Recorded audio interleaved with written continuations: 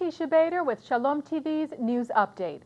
The Jerusalem Post reports that Egypt's ambassador to Israel, Yasser Rida, has said that the peace agreement between Egypt and Israel is, quote, strong and durable.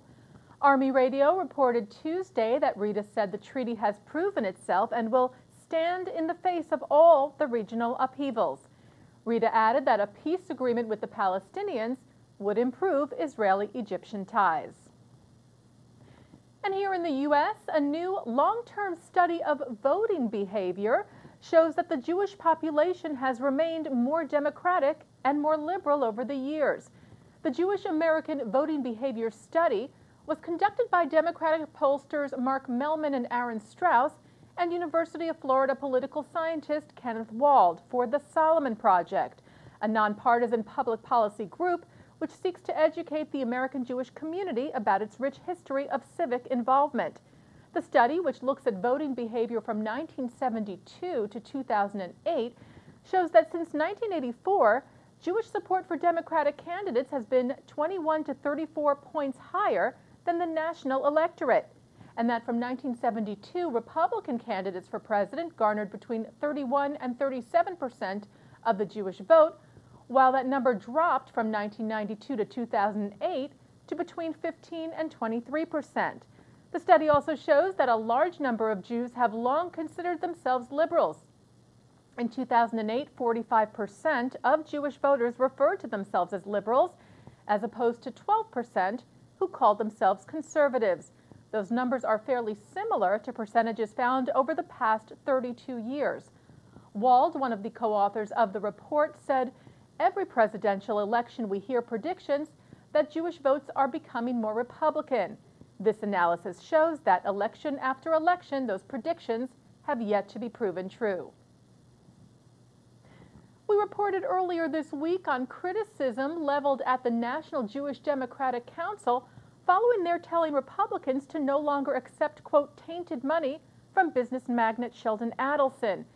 Well, the Jewish Federations of North America have now weighed in on the matter as well, reminding the NJDC of a pledge they signed on civil discourse. The statement from JFNA Board of Trustees Chair Kathy Manning, Executive Committee Chair Michael Gelman, and President and CEO Jerry Silverman said that to condemn a man based on unsubstantiated charges violates our American and Jewish values.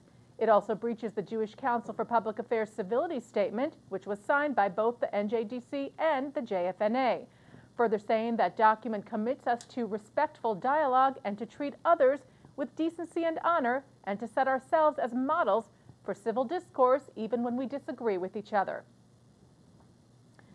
The conservative website, the Washington Free Beacon, reports that a candidate running for the Democratic nomination for Secretary of State in Missouri, who stated that no Jews died in the World Trade Center on 9/11 and alleged that Jews were involved in the deadly attack, has now apologized for his anti-Semitic conspiracy theories.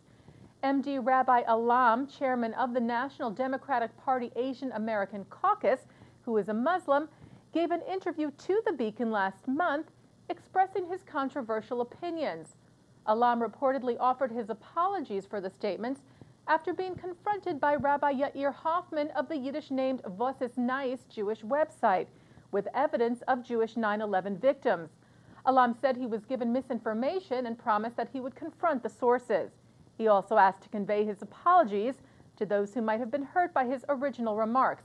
It remains unclear, though, if Alam still maintains some conspiracy thinking about the World Trade Center attacks. Jewish-American author Nathan Englander has won the 2012 Frank O'Connor International Short Story Award. Englander received the recognition for his short story collection, What We Talk About When We Talk About Anne Frank. Englander had teamed up earlier this year with Jewish-American author Jonathan Safran Foer to publishing the New American Haggadah, which was featured on Shalom TV. Englander beat out 5 other contenders, including Israeli author Etgar Keret. The prize of $30,000 is said to be the richest for short story collections and is funded by the city of Cork in Ireland. And lastly, the JTA reports that Israeli entrepreneur Yosef Abramowitz will be featured as an environmental pioneer on the CNN series Going Green.